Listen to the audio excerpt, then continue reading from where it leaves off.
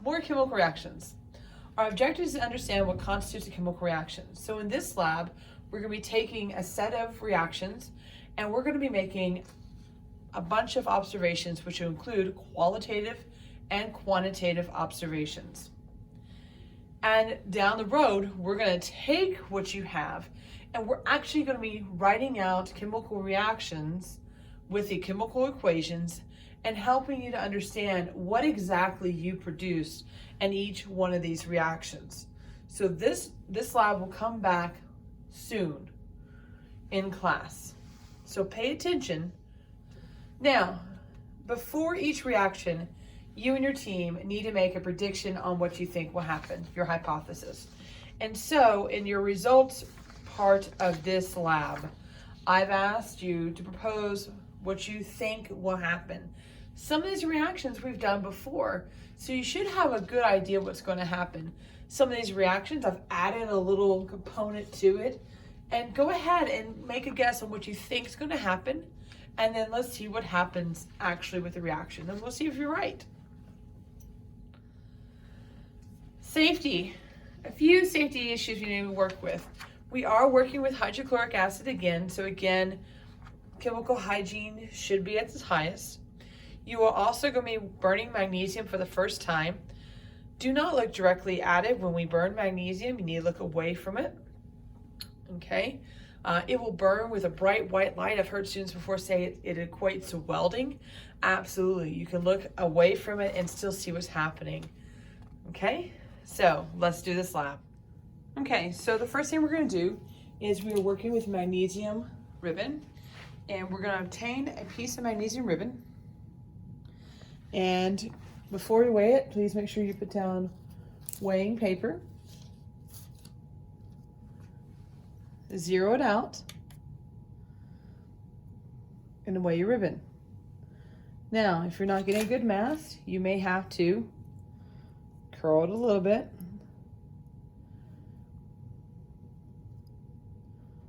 And weigh it. So then observe your magnesium ribbon against a white background and write down your observations. So the weighing paper would work for your white background. Okay, we're going to take our magnesium ribbon. We're going to place it in crucible tongs. They're the ones without the rubber on them. We're going to have a watch glass nearby. I want to stick this in right near that upper cone. As soon as it ignites, I'm going to pull it out of the fire. It's being held over the watch glass, but not directly on it. I'm not looking directly at it. When it gets through, I place it on the watch glass. Now, make sure you time how long it takes for that to finish burning. We're going to hold it for right now on the watch glass, and we're going to come back to that. So that's procedure A. Do make sure that before you close out, you do weigh it afterwards and see what happens. Does the mass increase or decrease? Let's see what you come up with. So for A2, we're going to obtain another piece of magnesium. We're going to weigh it just like we did with the other one. Again, you may have to curl yours up a little bit to do this and get a good mass on there. Or you may have to weigh it with one of the white ones instead. Then we're going to get a little bit of steel wool. And let's see if we can clean the surface. So while it's still in the weighing paper, use your steel wool. And you want to try to clean as much as you can. Make it shiny. And do both sides.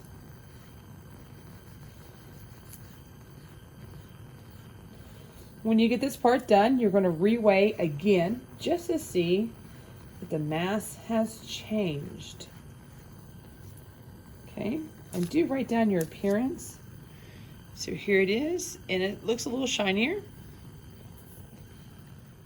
Okay, so we've cleaned it, we've looked at it, we've reweighed it again to see if there's any difference. We're gonna have our watch glass nearby again. We're gonna get our crucible tongs, and just as we did before,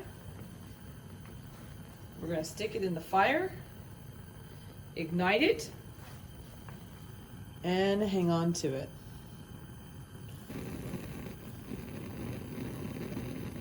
And we're still timing to see how long it takes for it to get done burning. Do keep in mind, did it burn brighter? Did it seem to ignite faster? All of those are observations you need to include. Procedure B. So I'm going to keep track of which one I'm working with. This is the one that we did not clean before we burnt it. This is the one that we did clean after we combusted it. We're really combusting it, not burning it. So now I'm going to take my hydrochloric acid and my universal indicator, and we're going to watch this reaction. So the first thing I want to do is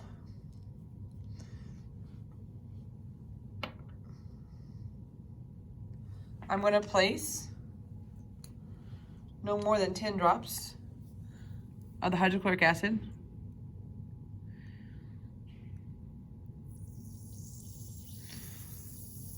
Okay, or just one full squirt will do. And I do it with the other one as well. And I'm watching my reaction. And to give us a little bit more detail,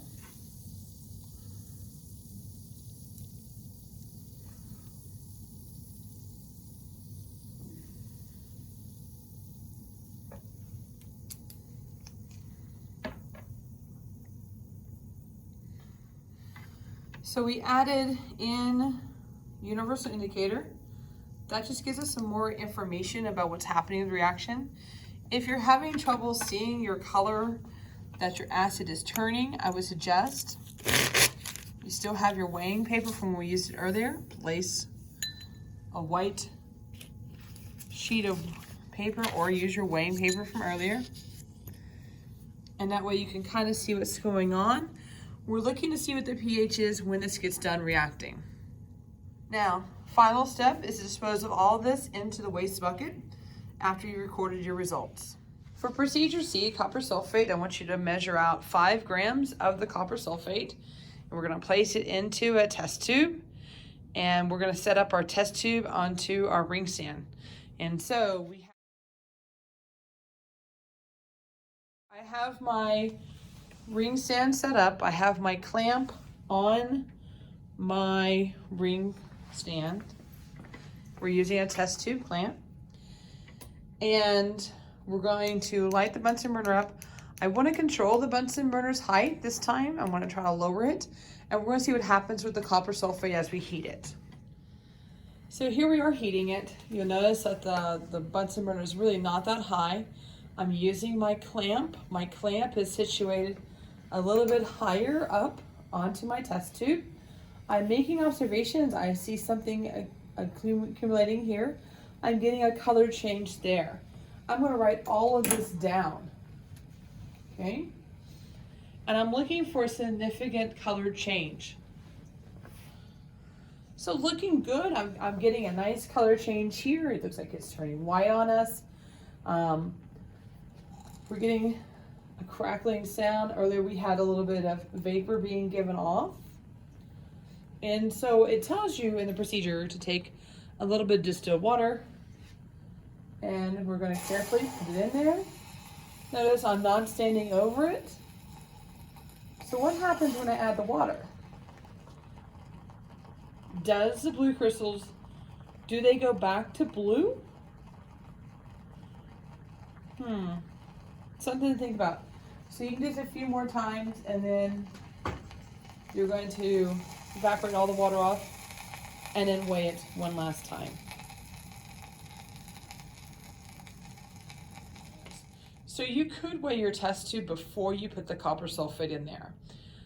The idea is I'm going to want you to figure out how much copper sulfate is left to see if there is a mass difference. So if you weigh your test tube before, and then you place a copper sulfate in there, and then you go through the procedure. You can then go ahead and reweigh the whole system when it cools down, subtract off your test tube mass, and you'll have your copper sulfate mass. So for this one, we're going to take copper wire and silver nitrate, and we're going to see what kind of reaction we get with that one. Okay, so you'll obtain a piece of copper wire, and we're not going to be reweigh this one at the end, and I want you to coil this. Okay, not the best coil. I've seen some kids take a pencil, they wrap it around it, but we want to elongate this as best we can, and it fits into the test tube. Then we're going to add in about 2 milliliters of silver nitrate, which is basically 2 pipettes worth, which will leave part of our copper wire exposed, and then part of it down below that is actually undergoing the reaction. Allow this reaction to go on for about 5 minutes and come back and look at it. Next reaction, procedure E. You'll be working with calcium metal, and so make sure that you have your universe indicator, calcium metal, and distilled water.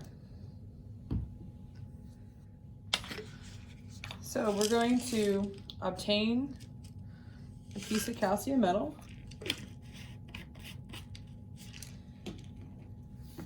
and we're going to place about 3 milliliters of water into our test tube. So I've obtained 3 milliliters of distilled water. I placed it in my test tube. I'm going to place 2 drops of indicator into my water. And I want to make sure that I get a good color to start off with. And then I'm going to place my metal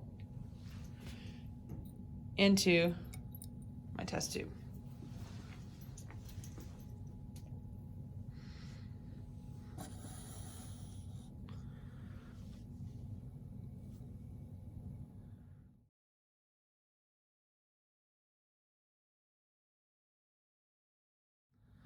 Now notice how quickly our color has changed.